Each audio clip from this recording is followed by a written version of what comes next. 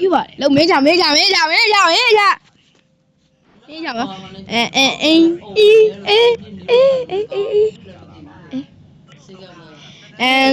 three class three class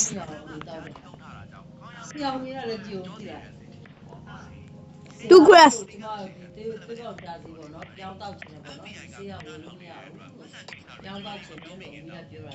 2 class 2 class 2 class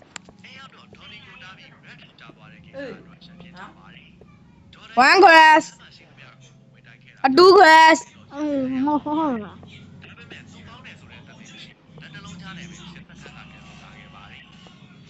2 class 2 class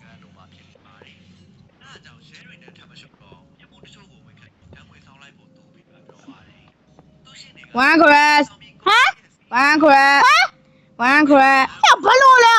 1 class ခဏမင်းပြောတော့2 class ဆိုငါဒီ3ခုလည်းပြောင်းပါလေဒီ1 class ငါ3ခုလည်းပြောင်းလာလေ1 class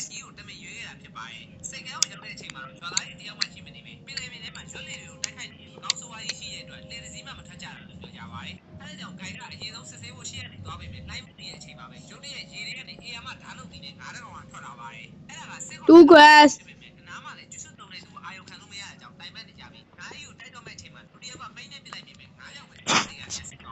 အလီပဲ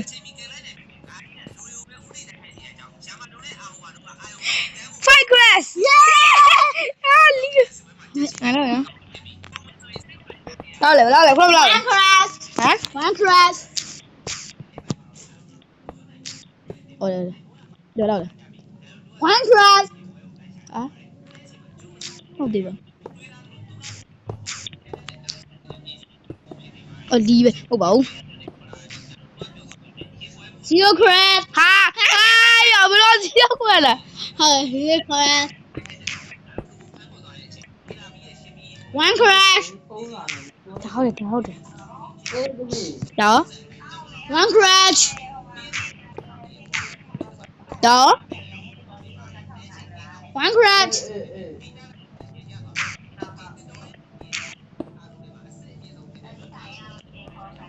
တော့1 crash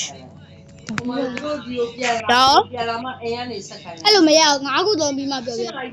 တော့0 crash 1 crash โอเคလို့2 crash